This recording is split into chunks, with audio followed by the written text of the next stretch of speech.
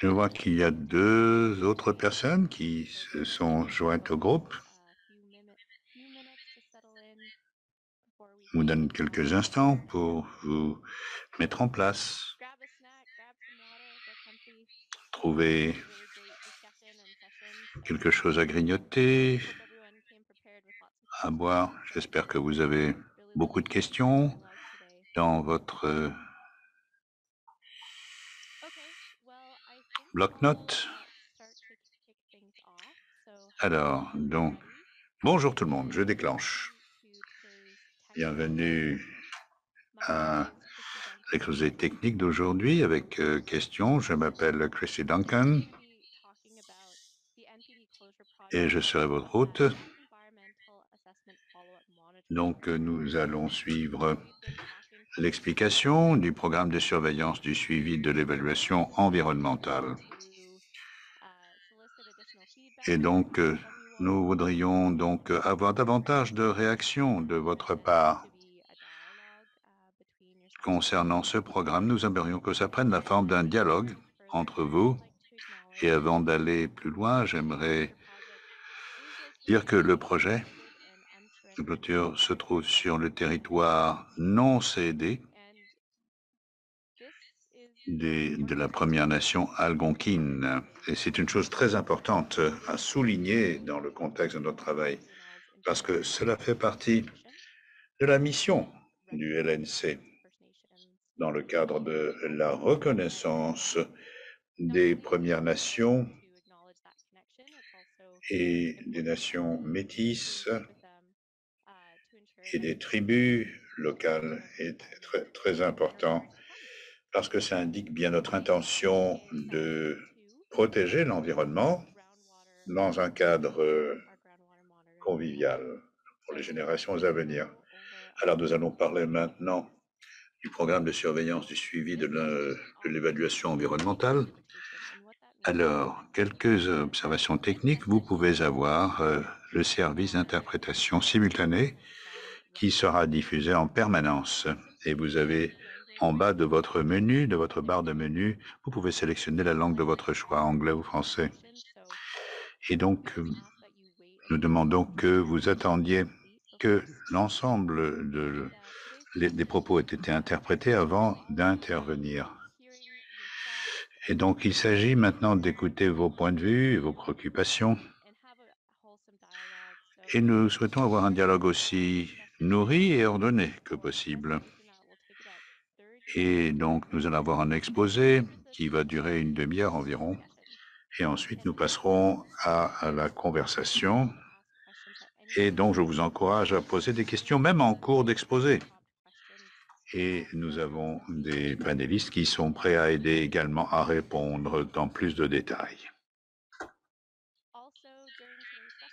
Et pendant la séance d'aujourd'hui, nous vous demandons de rester en sourdine si vous n'avez pas de questions à poser immédiatement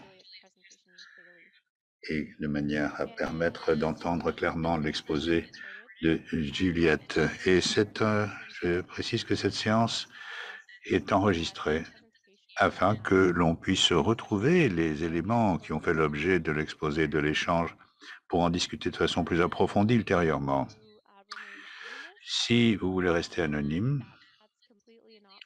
vous pouvez tout à fait le faire. Tout ce que vous avez à faire, c'est sortir, loguer out de la session et retourner. Changez votre nom, mettez anonyme ou anonymous, et cela permettra d'intervenir à titre parfaitement incognito. Et si vous avez également des difficultés d'autres techniques pendant l'exposé, n'hésitez pas à intervenir et donc vous nous écrire à stakeholder.cnl.ca et quelqu'un va vous répondre. Alors, pour la participation, quelques lignes directrices. Je vois qu'il y a des gens qui étaient là mardi. Ça n'est pas une surprise. Donc, je crois que ces lignes directrices, tout le monde peut tomber d'accord là-dessus. Alors, premièrement, Donc, nous souhaitons avoir les meilleurs résultats possibles. C'est pourquoi nous demandons la réaction du public concernant nos projets. Et en deuxième lieu, vous posez toutes les questions que vous voulez. Personne ne pensera jamais que c'est une question inintelligente. Troisièmement, eh bien, restons respectueux les uns des autres. Donc, donc, donc utilisez la fonction de main levée pour demander la parole. Et vous avez également quelques émojis à disposition, des émojis souriants. Voilà, et vous pouvez utiliser la fonction de levage de la main. Alors maintenant, je vais vous présenter nos panélistes du projet NPD. Nous avons Katie Shorter qui est donc directrice de la réglementation pour le projet NPD. Nous avons également Mike English, qui est l'un des gestionnaires et qui fait partie de l'équipe d'ingénieurs. Nous avons également Juliette Louise, qui est l'analyste environnementale du projet. Et c'est Juliette qui se fera l'exposé aujourd'hui. Et nous sommes accompagnés également de Martin Klukas, qui est chef de section pour l'évaluation environnementale, l'impact environnemental. Il fait partie de l'équipe environnementale. Et maintenant, je vais donner la parole à Juliette pour qu'elle commence son exposé. Juliette, tu as la parole. Merci, Christy. Donc, je vais proposer donc un aperçu des activités de surveillance des eaux souterraines proposées pour le projet de fermeture de la NPD, ce qui permet de faire des commentaires sur la surveillance des eaux souterraines et de décrire certains commentaires que nous avons reçus et d'y répondre. Lorsque nous recevons des commentaires et des suggestions, par exemple des demandes d'ajout de sites de surveillance ou de modification de la fréquence des surveillances, nous n'avons pas toujours de réponse immédiate, nous avons rarement de réponse immédiate, donc nous transmettons le retour d'infos à nos experts, et puis ensuite on décide si les plans de surveillance doivent être mis à jour en fonction des commentaires. Donc je commencerai aujourd'hui par un bref aperçu de l'endroit où se trouve la NPD. Donc c'est le concept d'élimination in situ qui préside à ce projet, et donc je vais vous expliquer ce qu'est la surveillance de suivi, un aperçu général de la géologie, de l'hydrogéologie et de la qualité des eaux souterraines à la NPD, décrire le niveau élevé de modélisation des eaux souterraines qui a été faite pour l'étude d'impact environnemental, sans entrer dans le détail, mais nous vous encourageons à poser des questions pour parler de façon plus détaillée de la modélisation. Et puis, je décrirai ensuite le plan de surveillance des eaux souterraines pour le projet de fermeture de la NPD, ainsi que le retour d'infos que nous avons reçu jusqu'à présent et la manière dont nous allons mettre à jour le plan de surveillance. Et ensuite, nous terminerons par une session de discussion. Donc, le site de la NPD se trouve le long de la route transcanadienne, à mi-chemin entre North Bay et Ottawa, est situé sur la rive sud de la rivière des Outaouais. Et l'image de droite montre une vue agrandie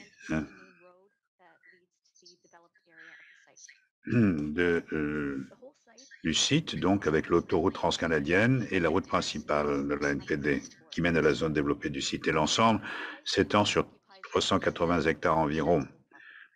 Des zones de forêt non perturbées, la partie aménagée occupe moins de 1% de l'ensemble de la propriété et NPD était le premier réacteur nucléaire au Canada à fournir de l'électricité au réseau. Il a été exploité de 62 à 67 et a servi de centre de formation de nombreux opérateurs et ingénieurs. En 87, après avoir joué sa mission, consistant à montrer que l'énergie nucléaire pouvait être utilisée pour produire de l'électricité au Canada, le réacteur a été placé dans un état d'arrêt sécurisé. Et ensuite, il y a eu une première phase de déclassement, au cours de laquelle le réacteur a été désamorcé, vidangé et le combustible et le lourd ont été transférés à Chalk River. Et les composants et structures non nucléaires qui n'étaient plus nécessaires ont été retirés et le bâtiment du réacteur NPD est dans un état d'arrêt sécurisé depuis plus de 30 ans.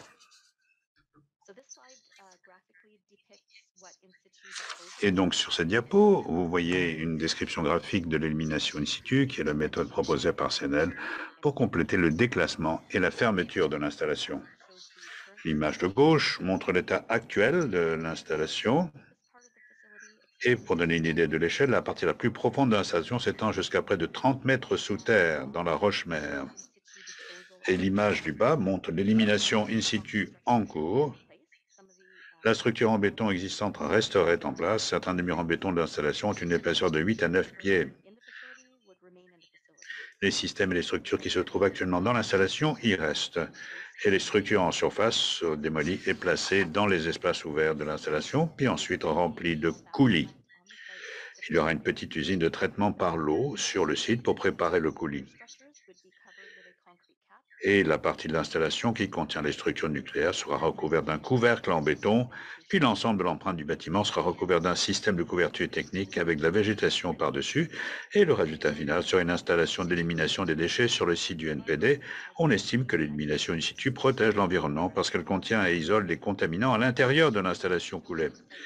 L'image de droite montre à quoi ressemblera le site une fois la démolition et le jointoiement terminé. Et vous pouvez voir que la cheminée sera conservée parce que c'est un site de perchage pour les martinets des cheminées, qui sont une espèce en péril. Alors, qu'est-ce que la surveillance de suivi? C'est une partie formelle du processus fédéral d'évaluation environnementale. Les objectifs sont vérifier les prédictions de l'étude d'impact environnemental, s'assurer que nos mesures d'atténuation fonctionnent comme prévu et identifier tout effet inattendu, limiter les effets non anticipés en intégrant le concept de gestion adaptative, intégrer le savoir autochtone dans les activités de surveillance. CNL travaille en étroite collaboration avec plusieurs communautés et organisations autochtones pour collaborer aux activités de surveillance.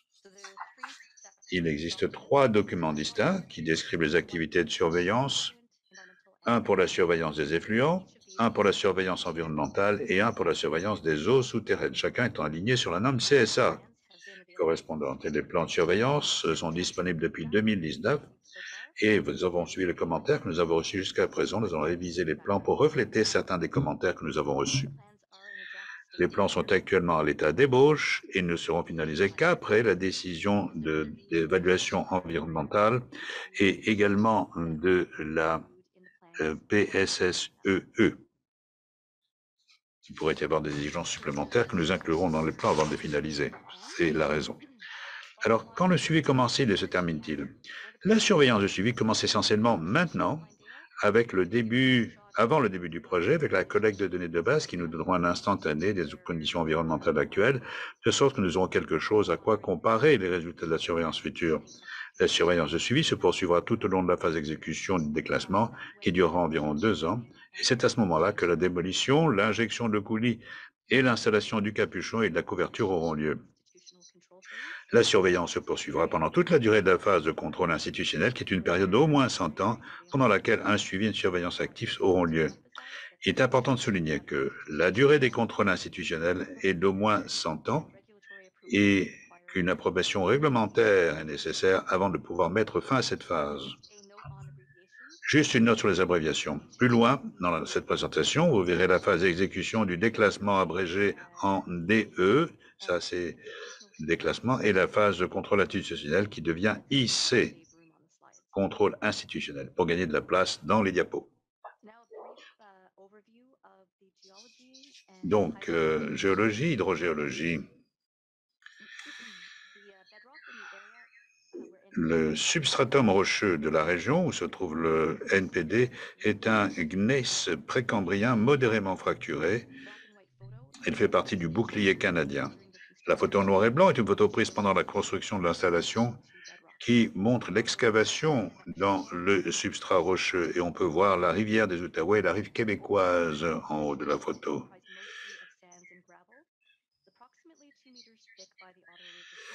Et les mortérins sont des tiles glaciaires composées principalement de sable et de gravier. L'épaisseur est d'environ 2 mètres et la rivière des Outaouais est d'environ 5 mètres près de l'installation. Et la nappe phréatique se trouve au-dessus du sommet de la roche-mère.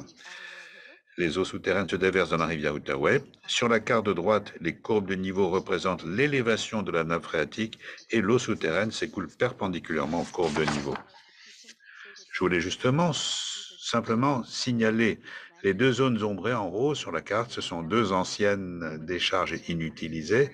Et la décharge située près du bas de la carte est utilisée pour les déchets et la cafétéria, de la cafétéria et du bureau. Et ensuite, nous avons une décharge qui a été fermée, ainsi que des gravats provenant de l'excavation de l'installation. Et donc, à gauche, une photo prise pendant la construction du NPD, et on peut voir la rivière des Outaouais et la rivière québécoise en arrière-plan. Vous pouvez voir ici la tranchée pour les tuyaux qui a été creusée dans le substrat rocheux et qui mène de l'excavation profonde de l'installation à la rivière. Des tuyaux de prise d'eau et de décharge ont été posés dans cette tranchée qui a été remblayée. Ils sont toujours là aujourd'hui. Sur la carte de droite, la tranchée de canalisation correspond à la ligne verte. Cette tranchée est considérée comme une voie préférentielle pour les eaux souterraines entre l'installation et la rivière dans la modélisation des eaux souterraines pour le projet de fermeture du NPD. Si on regarde à droite, le périmètre de l'installation est entouré d'un système de drainage en tuiles. Un tuyau perforé repose sur la surface du substratum rocheux et recueille les eaux souterraines pour les détourner vers la rivière des Outaouais afin de garder l'installation au sec. Il y a deux sorties principales du système de drainage en tuiles, le drain de tuile 1 en eau et le drain de tuile 2, qui est la ligne violette sur le côté droit. Le modèle d'eau souterraine pour le projet de fermeture tient compte de la tranchée de la canalisation, des drains souterrains et des caractéristiques des morts terrains qui sont représentés conceptuellement sur la figure de bas à gauche. Les tuyaux seront remplis de coulis depuis l'installation jusqu'à la rive de la rivière des Outaouais. Même si ces tuyaux seront remplis, la tranchée elle-même restera une voie préférentielle pour les eaux souterraines. La figure en haut à droite montre un exemple de l'écoulement des eaux souterraines autour de l'installation. La rivière des Outaouais se trouve en haut à droite de la figure. Cette figure montre les traces de particules des eaux souterraines qui se déplacent vers la rivière. Les drains en tuiles attirent les eaux souterraines vers l'installation, puis les eaux souterraines se déplacent vers la rivière. Vous pouvez donc voir que les puits sont placés dans la zone où les eaux souterraines qui quittent l'installation coulée s'écoulent vers la rivière. Ce sont les points bleus. La figure du bas est une coupe transversale conceptuelle montrant l'installation appelée NPDDF, donc l'installation de disposition de déchets du NPD, l'installation après qu'elle ait été coulée. La voie de décharge modélisée de l'installation injectée vers la rivière est représentée en violet. Vous remarquerez une zone de section transversale étiquetée source. Il n'y a pas de source à cet endroit pour le moment, mais le modèle d'eau souterraine prévoit qu'il pourrait y avoir des sources entre l'installation et la rivière après que l'installation soit remplie de coulis et qu'elle devienne saturée d'eau souterraine et que les drains de tuiles tombent en panne. Lorsque les drains en tuiles fonctionnent, ils acheminent l'eau vers la rivière et la nappe phréatique est abaissée. Une fois les drains en tuiles défaillants, la nappe phréatique remonte et les sources peuvent émerger. Il y avait apparemment des sources dans cette zone, avant la construction de l'NPD.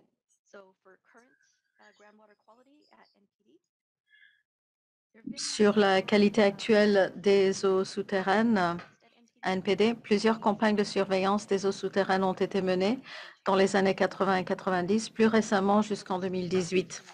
Ces campagnes se sont concentrées autour des deux décharges, autour de l'installation NPD le long des rives de la rivière des Outaouais. Les eaux souterraines ont été analysées pour un large éventail de paramètres radiologiques et non radiologiques.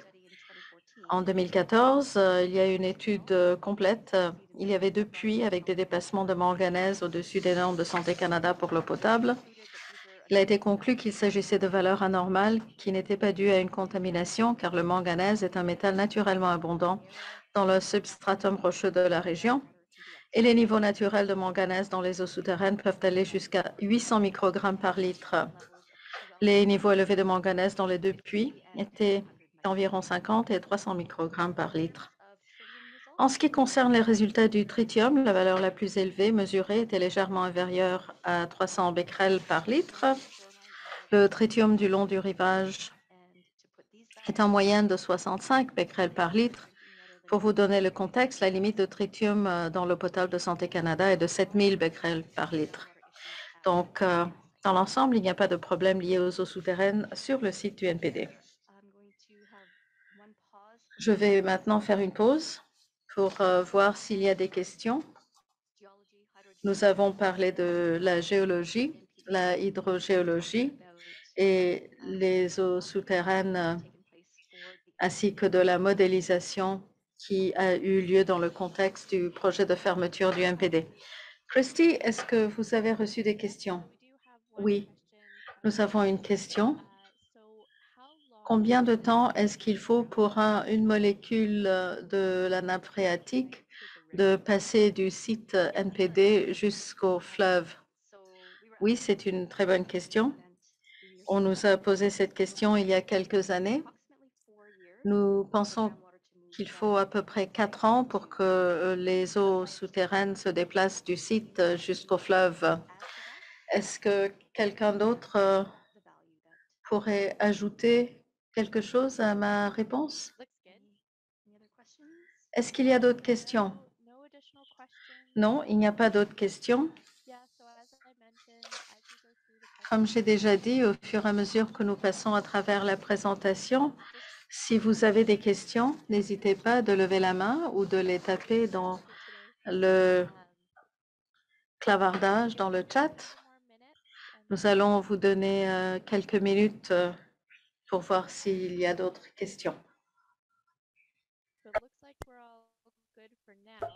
Ça va pour le moment. Alors, Juliette, continuez avec la présentation, s'il vous plaît.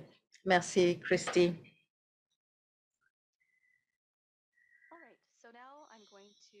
Bon, maintenant, nous parlerons de la surveillance des eaux souterraines pour le projet de fermeture du NPD. Pendant la phase d'exécution du déclassement et du contrôle institutionnel, je parlerai des emplacements, des paramètres et de la fréquence de la surveillance. Je passerai en revue les récents changements apportés à la surveillance et je discuterai des commentaires que nous avons reçus jusqu'à présent sur la surveillance.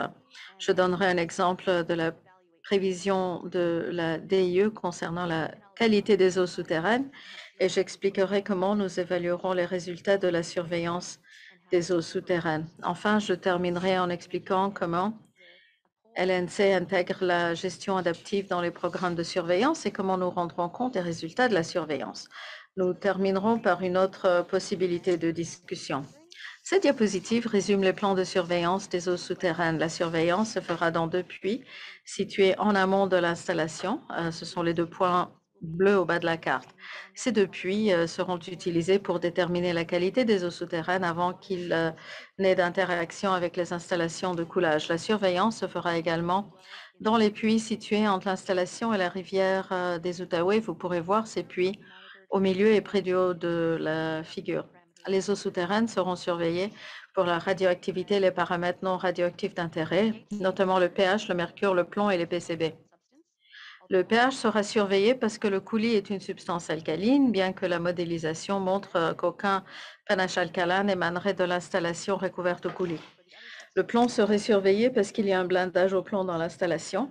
Pour les autres substances, il y a des quantités résiduelles très mineures dans l'installation.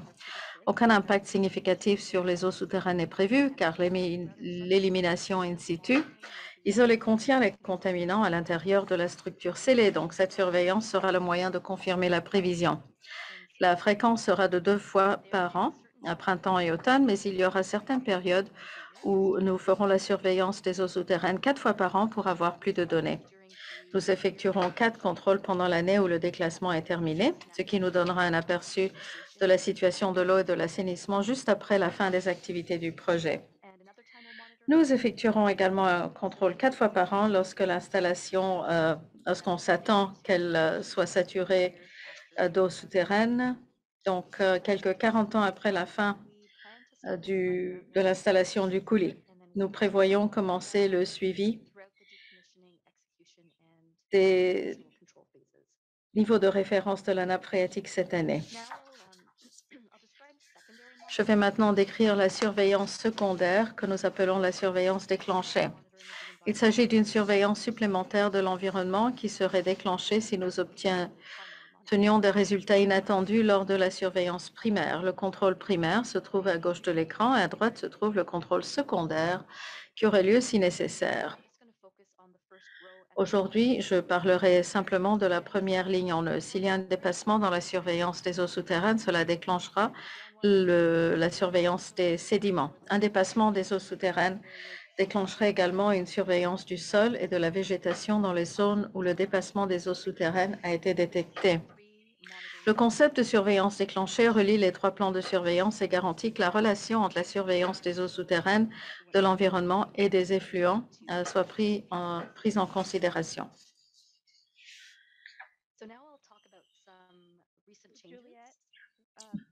Juliette, avant de continuer, il y a une question qui m'a été envoyée.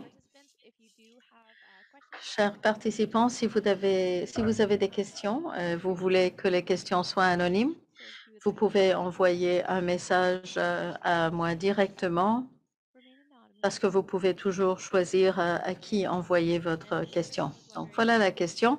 La personne se demande comment LCN a sélectionné les emplacements pour les puits de surveillance de la nappe phréatique. Les puits que vous voyez à gauche de l'écran, les points bleus, ont été sélectionnés de toute une campagne de surveillance pendant l'année. Tous les puits ont été sélectionnés à cause du flux, de la direction du flux des eaux souterraines. Donc, elles sont situées à un intervalle régulier. Est-ce qu'il y a quelqu'un d'autre, un autre membre de l'équipe qui en sait plus? Chacun de ces puits a été situé pour capter les eaux souterraines entre l'installation et le fleuve. Il y a des paramètres particuliers. Peut-être Mike English pourrait ajouter quelque chose. Oui, ce que Juliette a dit est tout à fait juste. J'avais quelques détails à ajouter. L'idée est de capturer l'eau avant l'installation et après l'installation.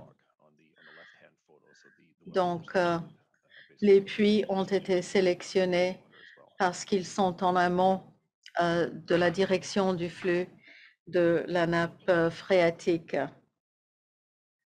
Christy, y a-t-il d'autres questions? Non, non.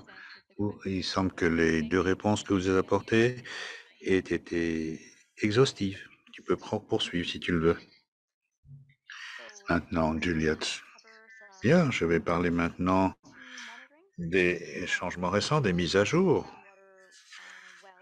Nous avons fait inspecter les puits d'eau souterraines parce que nous voulons commencer la surveillance de base des eaux souterraines maintenant, avant le début du projet. Donc, après inspection, il a été constaté que les puits existants près de la rivière étaient trop peu profonds et ne produisaient pas assez d'eau pour l'échantillonnage. Les puits existants sont indiqués sur la figure à gauche de la diapositive. Donc, pour résoudre ce problème, une nouvelle série de puits a été forée le long de la rive du fleuve pour remplacer les anciens puits. Et ces puits figurent sur le diagramme à droite de la diapositive. Et ces puits sont suffisamment profonds pour produire régulièrement assez d'eau pour l'échantillonnage.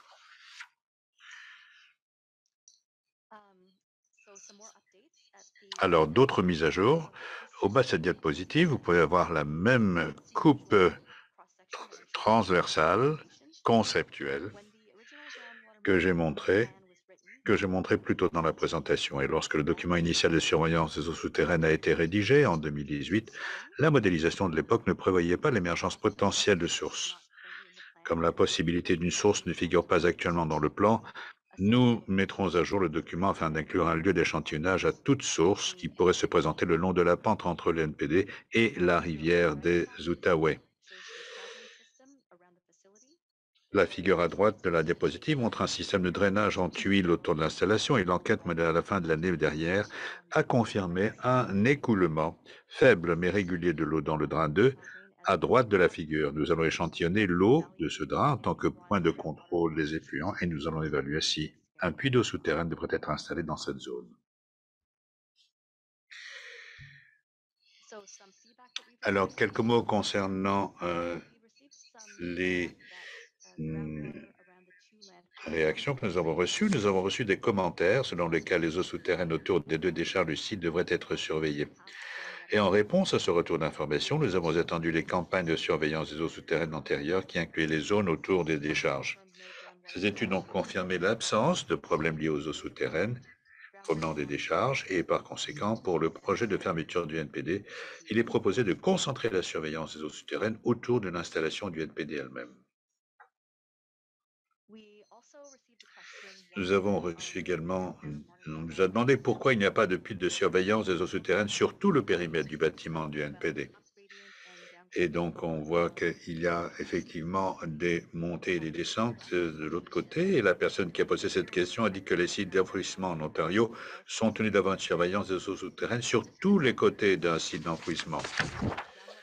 La réponse de CNL à ce commentaire est que le régime d'écoulement des eaux souterraines autour du NPD est très bien compris, connu, et que les puits sont placés le long des voies d'écoulement des eaux souterraines connues. Quoi qu'il en soit, la direction des eaux souterraines est un paramètre qui sera surveillé, de sorte que d'autres puits pourront être ajoutés à l'avenir si les résultats de la surveillance indiquent un changement dans la direction de l'écoulement.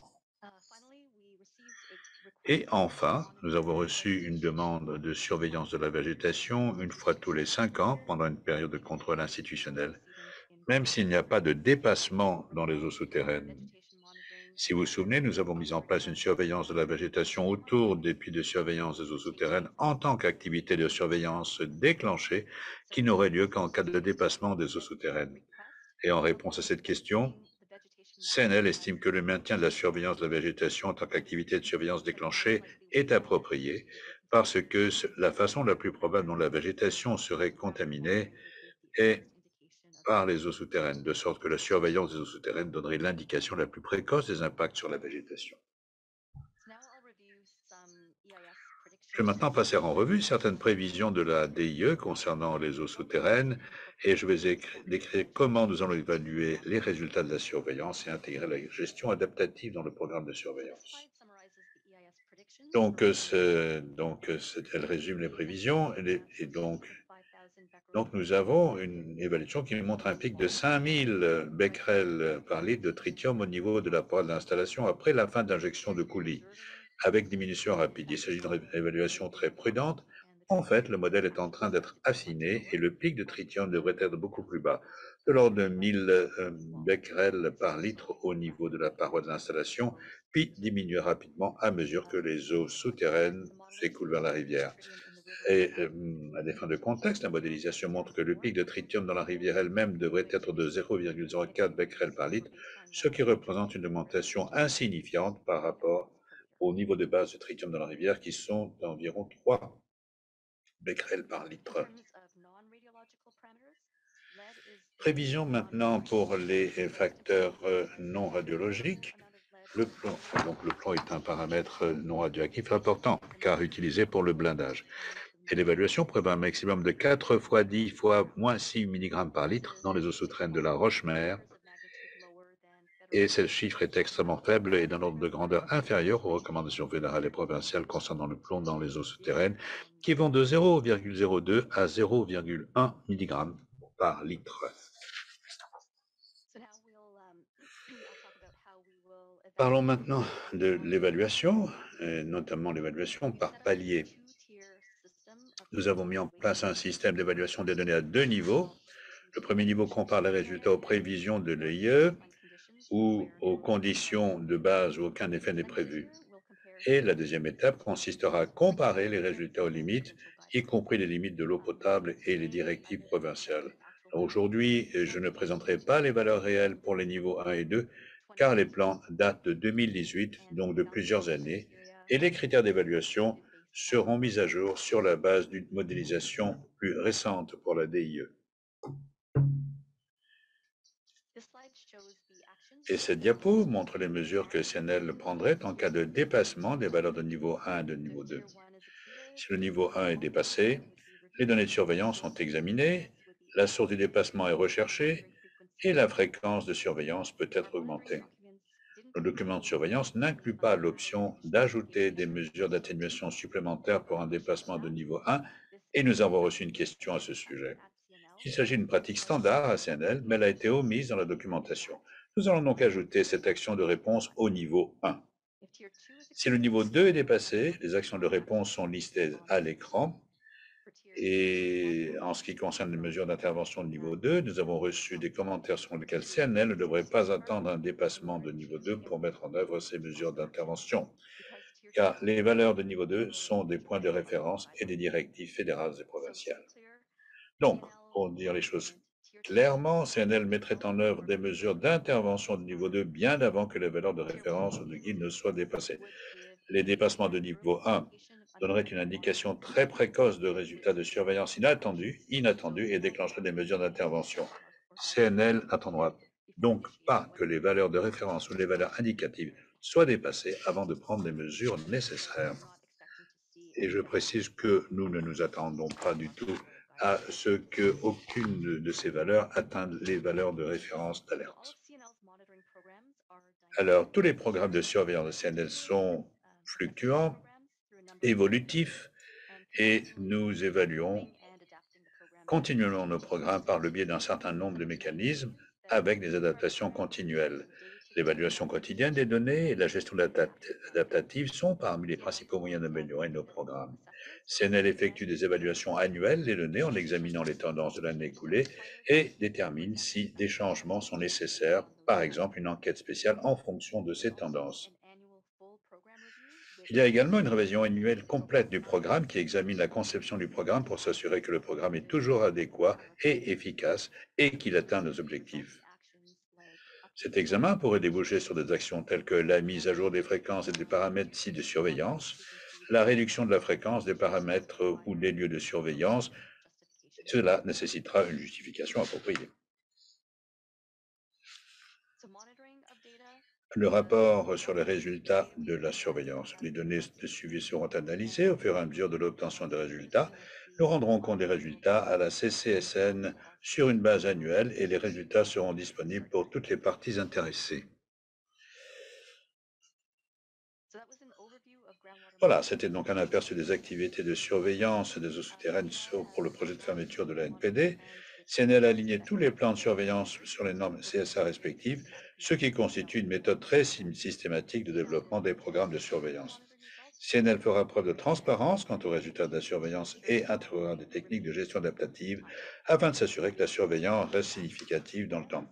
Nous continuons à solliciter des commentaires sur ces plans. Nous travaillons en étroite collaboration avec plusieurs communautés et organisations autochtones afin de veiller à ce que la surveillance soit effectuée d'un point de vue autochtone et que le savoir autochtone soit intégré pour assurer la protection de l'environnement. Ces plans sont des ébauches, ils continueront à évoluer. Nous ne finaliserons pas les plans avant d'avoir reçu une décision de EE sur le projet de fermeture de l'NPD, afin de pouvoir inclure toute exigence de surveillance supplémentaire qui pourrait être spécifiée dans la décision elle-même.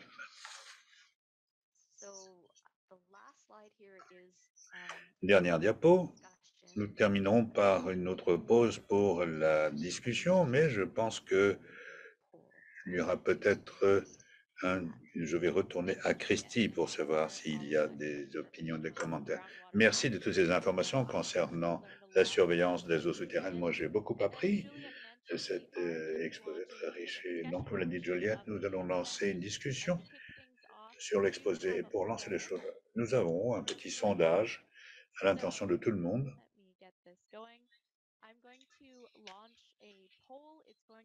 Donc, il va y avoir un sondage qui va apparaître au centre de votre écran.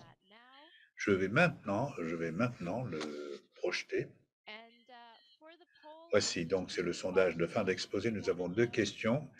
Est-ce que l'exposé vous a aidé à comprendre le programme de surveillance du suivi de l'évaluation environnementale pour la clôture du NPD? Donc, vous pouvez répondre oui, non ou indécis.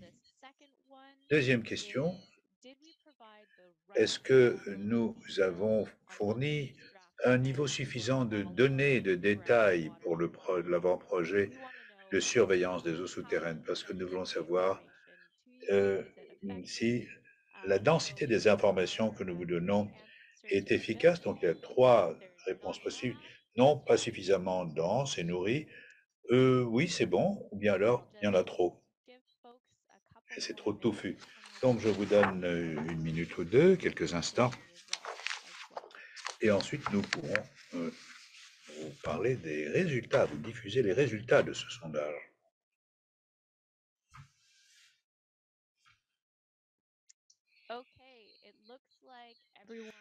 Bon, je crois que tout le monde a répondu.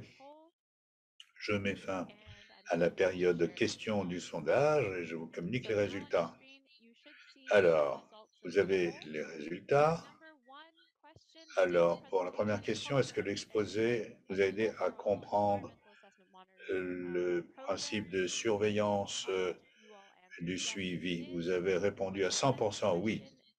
Deuxième question, est-ce que nous avons donné le bon niveau, la bonne densité d'infos et de détails? Et 100%, vous avez répondu oui. Et donc maintenant, il suffit maintenant d'appuyer sur le bouton X pour Exit, donc sortie. Et nous avons également des questions pour la discussion. Nous voulons savoir quel est votre point de vue sur, d'abord, les sites sélectionnés pour le suivi ou la surveillance des eaux souterraines. Est-ce qu'il y en a un nombre suffisant? Est-ce qu'il y en a qui vous sembleraient nécessaires, certains inutiles? Et est-ce que vous êtes d'accord avec les paramètres de suivi ou de surveillance, la fréquence de la surveillance également? Est-ce que nous faisons suffisamment de surveillance?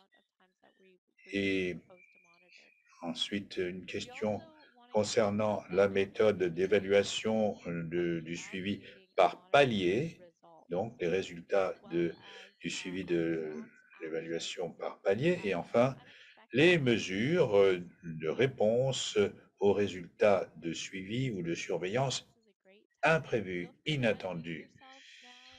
Et donc maintenant, si vous voulez maintenant donner une réponse, allez-y, prenez la parole, levez la main et on vous donnera la parole.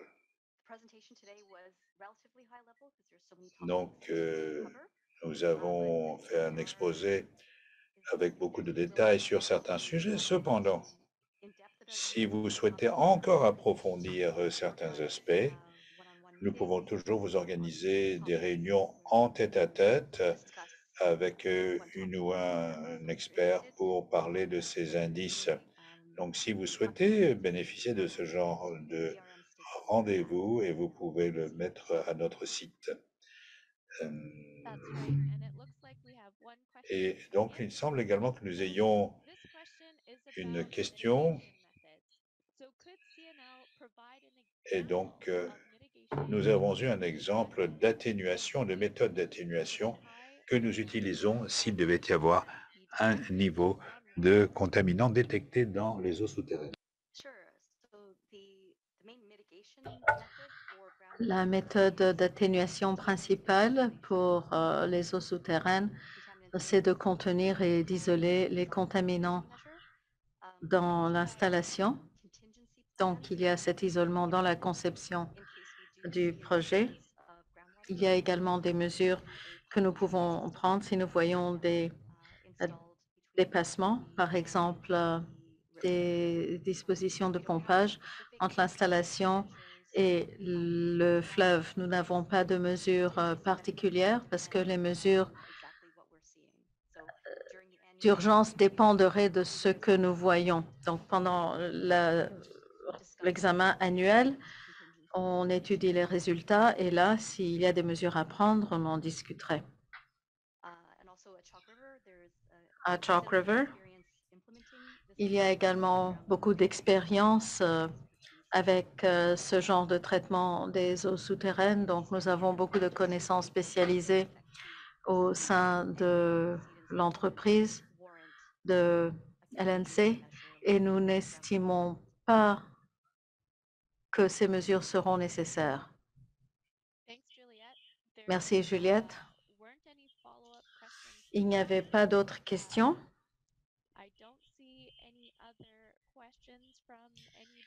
Je ne vois aucune question, aucune autre question.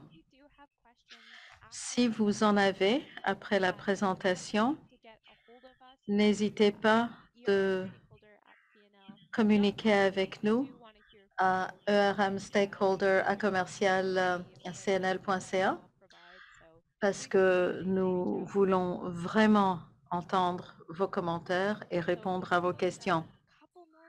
Nous allons vous donner quelques minutes pour réfléchir, après quoi je vais passer à mes derniers commentaires. Mais c'est tout de même une belle occasion de parler avec les spécialistes qui sont ici aujourd'hui pour parler du projet de la surveillance des eaux souterraines de façon générale. J'attendrai quelques minutes.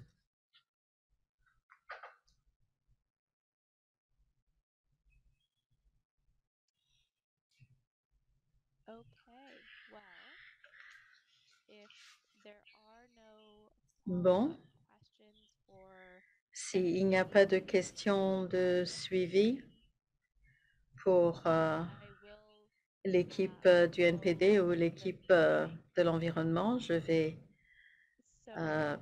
clore la réunion.